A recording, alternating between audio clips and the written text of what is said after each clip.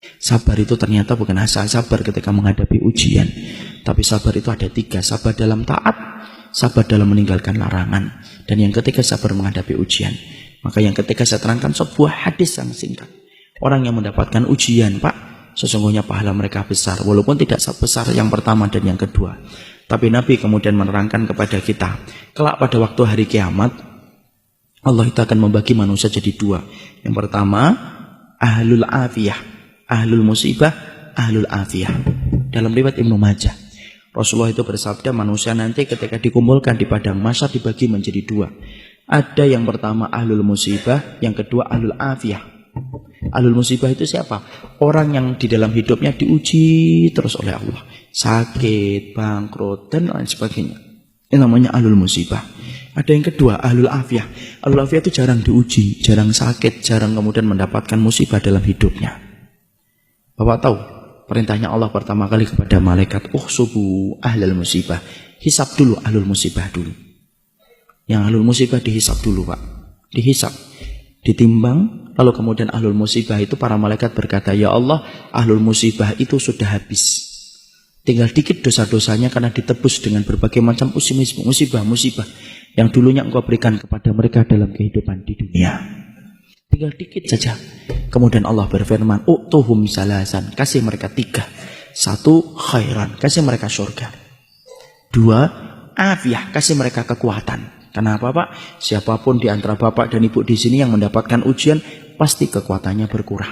Sakit, yang dulunya biasa lari 2 kilo menjadi lari 1 kilo. Pasti berkurang. Diganti oleh Allah dengan kontan di akhirat. Kasih mereka kekuatan untuk mengganti kekuatan yang aku ambil ketika aku memberikan ujian bagi mereka di dunia.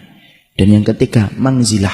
Kasih mereka tempat yang tinggi di surga. Tempat itu tidak bisa diraih dengan sholat, tempat itu tidak bisa diraih dengan sedekah, tapi tempat itu hanya bisa diraih dengan orang yang sabar ketika mendapatkan ujian. Dinaikkan itu ahlul musibah ke tempat yang tinggi, sampai ahlul afiyah melihat itu mendoakan kepala mereka ke atas, saking tingginya ahlul musibah ketika ditempatkan oleh Allah. Lalu kemudian ahlul afiyah berkata, ya Allah, kalau setiap dibalik ujian akan mendapatkan kedudukan setinggi itu di surga, dan begitu mudahnya mereka dihisab karena sudah berkurang dosa-dosa mereka, tolong ya Allah, hidupkan kami sekali lagi, hidupkan kami sekali lagi, kasih ujian kami, potong-potong daging-daging kami, daging-daging kecil dan kami masih hidup, tidak apa-apa, selama kami mendapatkan 3 yang kamu berikan kepada musibah ketika di dunia, tapi tidak ada lagi balik ke dunia itu.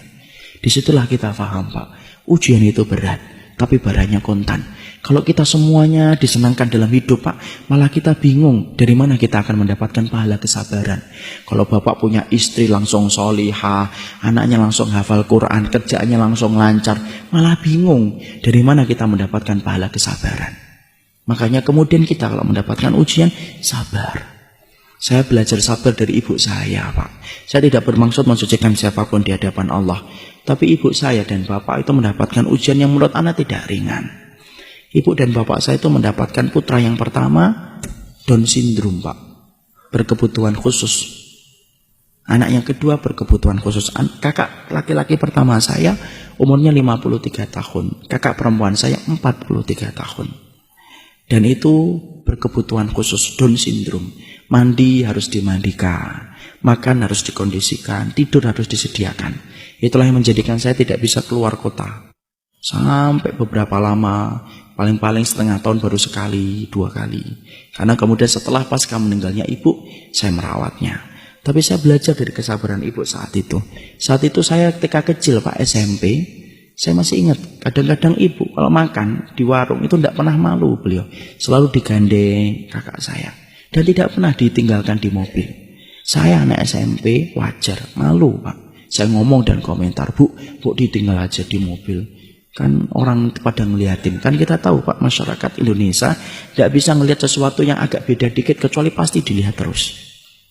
Ibu saya ngomong, tidak apa-apa nak, biarkan saja. Ibu yang kemudian akan megangin, kamu duduk di jauh-jauh dari ibu, tidak apa-apa.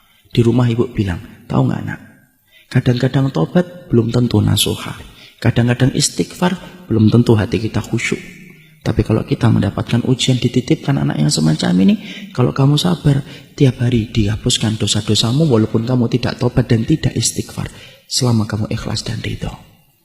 Dan saya akhirnya Pak, setelah bisa di pondok, tidak ada perkara yang saya cari tahu pertama kali kecuali apa?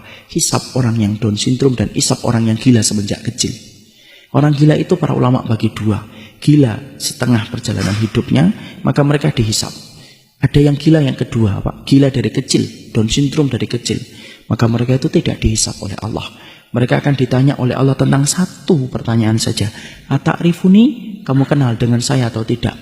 Kalau anak-anak itu menjawab, iya kami kenal engkau ya Allah. Langsung Allah masukkan ke surga. Tidak ada hisab salat, tidak ada hisab puasa, tidak ada hisab amal apapun. Karena mereka bukan mukallaf dalam kehidupan di dunia. Makanya saya ingat betul ketika ibu saya pernah nyisirin kakak saya. Ibu saya kemudian ngomong kepada kakak saya, nak, nanti kalau kamu sudah di surga, jangan lupakan ibu ya, jangan lupakan bapak, jangan lupakan adikmu. Karena kamu nanti insya Allah menjadi penduduk surga. Karena Allah cabut kenikmatan sementara di dunia dan pasti Allah balas di akhirat. Kakak saya tidak ngerti apa-apa ya, cuma diusap-usap kepala ibu saya. Dan sampai hari yang terakhir, ibu saya masih memandikan, masih kemudian mengganti bajunya, sampai malamnya beliau terserang dengan jantung. Selama 51 tahun beliau merawat itu. Dan saya belajar di situ apa? Ahlul musibah itu berat, tapi akhirnya manis bagi orang yang ridho dan orang yang ikhlas. Maka siapapun hari ini yang sedang diuji oleh Allah, sabar. Moga-moga Bapak kalau dimasukkan kepada ahlul musibah yang mendapatkan 3, khairan, afiyah dan mangzilah. Tapi kalau mendapatkan ahlul afiyah yang bersyukur sama Allah. Barakallahu fikum.